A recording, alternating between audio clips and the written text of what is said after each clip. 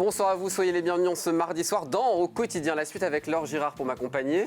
Rebonsoir. Ma première fée et ma deuxième fée, Patricia Chevalier. Bonsoir Patricia. Bonsoir. Bienvenue sur le plateau, responsable du pôle attractivité, tourisme, culture et patrimoine au sein du Pays du Mans. Direction ce soir, le bois de la Tour aux Fées. C'est pour ça que je te disais que tu étais une fée, puisqu'on va aller du côté d'Allonne pour une balade bucolique et historique, puisque ce bois renferme, vous allez le voir, de nombreuses merveilles. C'est dans quelques instants, mais pour commencer, un générique d'émission, saurez-vous le reconnaître?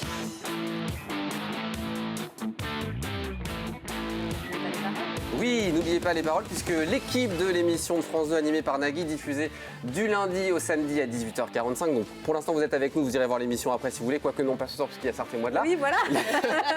Restez chez nous. Qu'est-ce que je viens de dire? Un casting est donc organisé en ce moment en raison de la situation sanitaire. Il se fera dans un premier temps par téléphone, Patricia. Si la personne... Tu chantes? Chanter par téléphone, c'est pas simple. Hein. Si la personne est retenue, elle devra ensuite envoyer une vidéo à l'équipe et passer un test de parole par visioconférence. L'équipe donne quelques conseils. Patricia, si tu veux te lancer dans l'aventure, il faut réviser les chansons francophones et acquérir une culture musicale. Il faut aussi s'entraîner et surtout, c'est quoi le principal? Bien chanter. S'amuser. Ouais, bien chanter. Il faut l'avoir déjà parce que c'est pas en quelques jours là qu'on va acquérir cette culture musicale énorme de l'émission. Hein. Vous connaissez tout Natacha Saint-Pierre et c'est suffisant pour participer au casting. Moins que vous. Allez, bim, ça c'est dit. Patricia, ce soir on ne va pas chanter, on va se faire une petite balade bucolique et historique direction le bois de la Tour aux Fées à Allonne, qui renferme quelques merveilles. Pour commencer, ce temple de Mars Mulot, l'un des plus grands sanctuaires publics de l'ouest de la France. Alors on le sait peu en fait, mais c'est vrai qu'on sait que Merlin il a sa forêt de Brocéliande et puis nous on a notre bois aux fées. Et en fait on connaît souvent peu ce bois que l'on suit sur le chemin de halage, donc c'est l'occasion aussi d'aller vous balader, de vous aérer.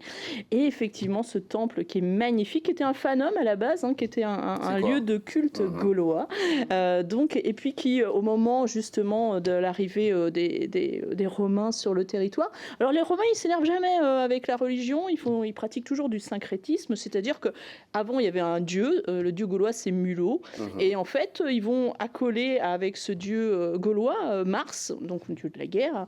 Mulot, on ne sait pas trop, vraisemblablement, c'est le dieu des charretiers, enfin voilà.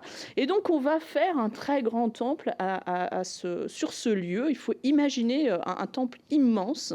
Alors, il y a plus beaucoup de choses, puisqu'il reste seulement un petit morceau du podium de la cella. La cella, on voit le petit lieu circulaire. C'était là où on mettait la statue du dieu, en fait.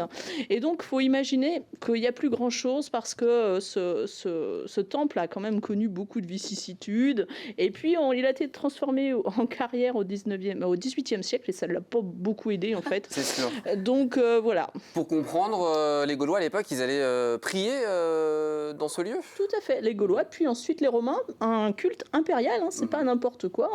On venait du Mans pour aller prier dans ce Tout à fait, sanctuaire. Il faut imaginer que c'est un sanctuaire qui est un des plus grands de l'Ouest, donc vraiment avec une très forte renommée et très important. Et oui, il est classé en 1967, il est classé au monument.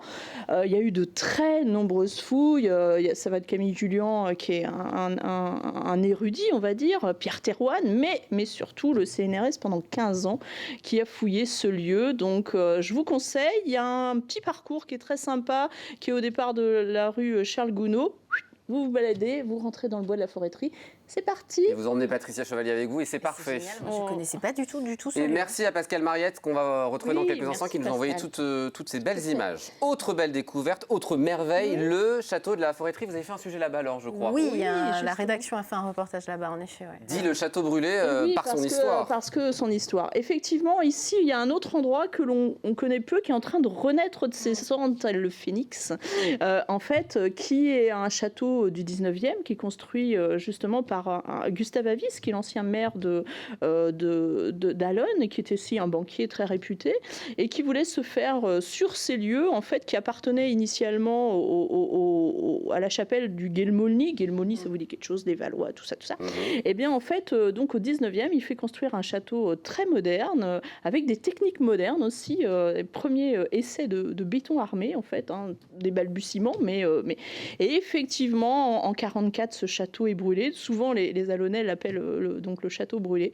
Il est en train de renaître, justement, par monsieur François Avis, qui s'attaque à ce dossier parce que c'est quand même, voilà, c'est hyper important. Il est très beau. Si vous passez sur le chemin de l'âge, vous verrez que maintenant, il a de très belles fenêtres qui sont installées. Et donc, c'est un lieu vraiment magnifique qui est à découvrir, qui c'est peut-être... C'est une propriété privée, Oui, par contre. tout à fait. Vous pourrez le voir de loin. Oui. Il y a des animations qui sont faites tout au long de l'année.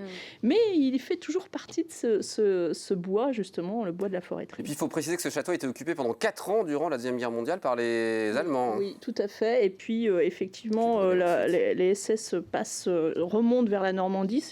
Et cette terrible armée qui s'était déjà arrêtée à Oradour-sur-Glane, justement, ils incendient du coup le château. Incendie ce lieu, oui, tout à fait. Pour finir, tu voulais nous parler des bornes qu'on peut trouver dans ce bois et aussi du moulin de Chaoué. Oui, tout à fait. Alors, effectivement, si vous aimez les balades et puis justement le fait d'aller à la recherche il y a de très belles petites bornes qui sont issues sûrement des carrières de pierre du temple de Mars-Mulhouse.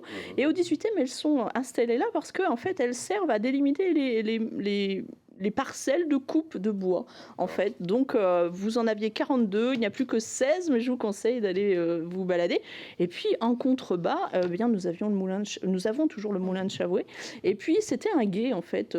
Ça permettait justement le passage à gué, qui était au pied du temple. Donc, rien ne se perd, tout se transforme. Comme donc disait voilà. Une belle découverte et puis une belle balade en perspective pour ce week-end. Oui, on part du Mans, on peut aller jusqu'à là. Oui. Voilà. Là, vous êtes vraiment très près. Chemin de halage, on y va. Laure, je vous invite. Super, allons-y. Go, tous ensemble. Pas trop nombreux évidemment avec les masques. Non, parce que là, Merci beaucoup Patricia, c'est toujours un plaisir de t'avoir sur le plateau. Ton sourire, tes connaissances, ça fait du bien à l'émission. Merci beaucoup de venir et merci encore une fois à Pascal Mariette pour ces belles images. Dans un instant, vous resterez avec nous. Pas de Nagui, n'oubliez pas les paroles, puisque c'est Sarthez-moi de là, l'émission qui vous rend fier d'être sartois. Oui. On parlera d'une très belle commune. Patricia, je suis sûr que tu l'aimes beaucoup. La Chartres-sur-le-Loir, avec son nouveau maire Michel Dutheil qui sera sur le plateau. Pascal Mariette, il sera là aussi pour nous parler notamment de cet hôtel magnifique, l'Hôtel de France, qu'on trouve sur la commune. Il y aura le patois de la semaine avec la charmante Christelle Fernando qu'on retrouvera dans la dernière partie de l'émission. Et puis Martin Euzard, mon partenaire de jeu, qui sera là. On tentera de faire gagner à nos téléspectateurs une place pour aller le voir en spectacle. À mes côtés, donc, il faudra reconnaître le lieu préféré de Martin en Sarthe. Merci beaucoup de nous avoir suivis. Très bonne soirée. À bientôt. Vous restez avec moi. Hein. Pas de Nagui, n'oubliez pas les paroles. Non. À tout de suite. Ne bougez pas.